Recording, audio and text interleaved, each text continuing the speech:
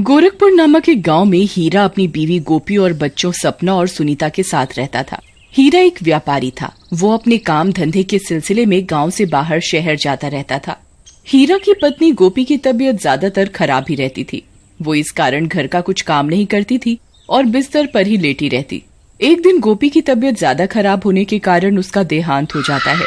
गोपी के मर जाने के बाद सपना और सुनीता बहुत परेशान रहती। उन्हें अपनी माँ की बहुत याद आती। हीरा अपनी बेटियों को ऐसे परेशान देखकर उदास हो जाता है। गोपी के चले जाने के बाद ये सपना और सुनीता इतनी उदास रहती हैं। मुझे समझ नहीं आता मैं अब ऐसा क्या करूं जो ये पहले की तरह हंसती खेलती रहे। मुझे तो अपने काम के सिलसिले में गांव से बाहर भी जाना पड़ता है। मैं इन्हें अकेले कैसे छोड़ के जा सकता हूं? हीरा तय करता है कि वो दूसरी शादी करेगा और अपनी बच्चियों के लिए दूसरी माँ लाएगा। देखते ही देखते कुछ दिनों बाद हीरा गांव की ही एक लड़की मीरा से शादी कर लेता है। मीरा एक क्रूर स्वभाव की औरत होती है। वो हीरा के आगे अपने आप को बहुत अच्छा दिखाती और उसके पीठ पीछे सपना और सुनीता के साथ बहुत बुरा व्यवहार करती थी। मीरा को जादू टोटका आता था। वो अकेली रात में हीरा के पीछे से कुछ अजीबोगरीब टोटके करती और अपनी शक्तियों को और ज्यादा ताकतवर बनाती थी। मीरा अपने गले में एक अजीब सी मोती की माला पहने रखती थी। वो उस माला को किसी को हाथ नहीं लगाने देती, जैसे उसी माला में मीरा की जान हो। वो बस सोते समय ही अपनी चेन उतारती थी। एक दिन रात के समय सपना पानी लेने के लिए रसोई में जाती है। तभी सपना की नजर मीरा के कमरे पर पड़ जाती है। वो उधर मीरा को उसके पति हीरा पर सोते समय एक टीका लगाती है और कुछ अजीब सा मंत्र पढ़ रही होती है। ये देख सपना बहुत डर जाती है और अपने कमरे में भागकर सुनीता को सारी बात बताती है। बहन, अगर ऐसा चलता रहा तो हमें बहुत दिक्कत हो जाएगी। हम बहुत खतरे में हैं और हमारे पापा को तो पता ही नहीं कि हमारी वो सौतेली माँ उनके साथ क्या कर रही है। ठीक कह रही हो बहन, हमारी सौतेली माँ हमें इतना परेशान करती है हर समय। हमसे घर का सारा काम करवाती है, पढ़ाई भी नहीं करने देती और प्यार तो हमें बिल्कुल ही नहीं करती। मुझे अपनी माँ की बहुत याद आती है। वो हमें कितने अच्छे से रखती थी, हमें कोई कमी नहीं होने देती थी किसी भी चीज की, और तो और हमें बहुत प्यार भी करती थी। मेरे पास एक आइडिया है बहन, बोलो हम क्या कर सकते हैं ऐसा जिससे ये हमारी सौतेली माँ हमें हमेशा के लिए छोड़कर चली जाए। हम ना कल चुपके से पापा जी को सारी बात सच सच बता देंगे, वही इसको सही से सबक सिखाएंगे। अगले दिन सुबह उठकर सपना और सुनीता अपने पापा को सारी बात बताते हैं। पापा जी, हमें आपसे एक बहुत जरूरी बात करनी है अकेले में। हाँ बेटा, बोलो क्या हुआ मेरी बच्चियों को? पिताजी, हमारी सौतेली माँ हमसे अच्छे से पेश नहीं आती। उनका व्यवहार हमारे साथ अच्छा नहीं है। हमें ये माँ बिल्कुल नहीं पसंद। हमारी सौतेली माँ आपके पीछे से घर में जादू करती है। जी पिताजी, हमारी सौतेली माँ को जादू टोटके आते हैं। वो कल रात भी आपके ऊपर तिलक लगाकर कुछ कर रही थी जब आप सो रहे थे तो। अरे बेटा, ऐसा कुछ नहीं होगा। तुम अभी इन सब बातों के लिए बहुत छोटे हो। तुम्हें इन सब चक्करों में नहीं पड़ना चाहिए। सपना और सुनीता अपने पापा का जवाब सुनकर बहुत रोती हैं। अरे बहन, पापा ने तो हमारी बात ही नहीं मानी। काश वो हमारी बात मान जाते और हमें समझते। हाँ, हमारी माँ ही बहुत अच्छी थी। वो हमसे बहुत प्यार करती थी और उनकी जगह कोई नहीं ले सकता। कुछ दिन बीत जाने पर एक दिन फिर मीरा रात में घर से छुपकर बाहर निकल रही होती है। मीरा को बाहर जाते हुए सुनीता देख लेती है।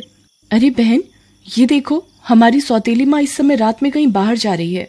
चलो बहन, आज इसका पीछा करते हैं। हम देखते हैं आखिर ये जाती किधर है इस समय आधी रात में। सपना और सुनीता छुप छुप कर मीरा का पीछा करने लगते हैं। मीरा उनके घर के बाहर जो पीपल का पेड़ था उधर जा रही थी। अब इसे रात को पीपल के पेड़ पर जाने की क्या जरूरत पड़ गई? देखते हैं ये क्या करती है उधर जाकर। मीरा पीपल के पेड़ के पास पहुंच जाती है और उधर जाकर एक भयानक चुड़ैल का रूप ले लेती है।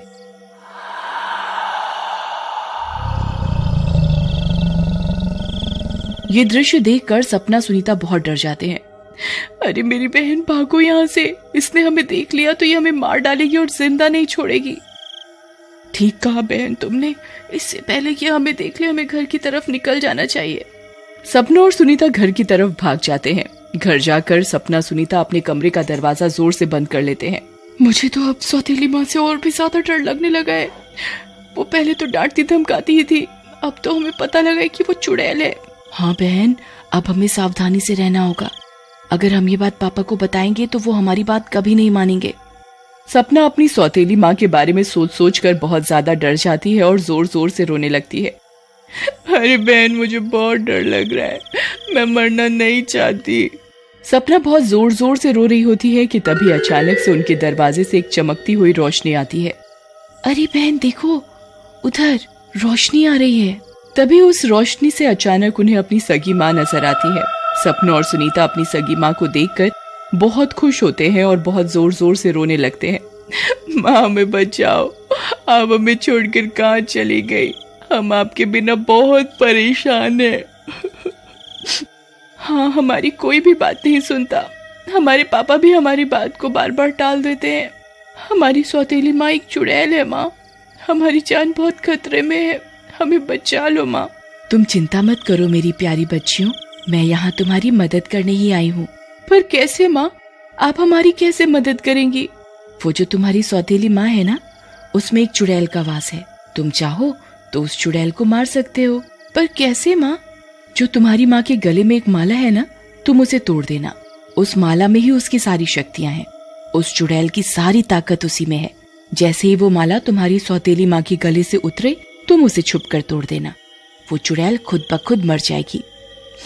ठीक है माँ, ठीक है, हम ऐसा ही करेंगे। सपना सुनीता की सगी माँ उन्हें उनकी सौतेली माँ के अंदर की चुड़ैल को मारने की तरकीब बताती है और फिर गायब हो जाती है। अगली रात को जब मीरा सोने की तैयारी कर रही होती है, तभी वो अपनी माला भी उतार कर अपनी अलमारी में रख देती है। बहन, हमारी सौतेली चुड़ैल माँ ने वो माला अपनी अलमारी में रखी है। ठीक है, इसको सो जाने दो।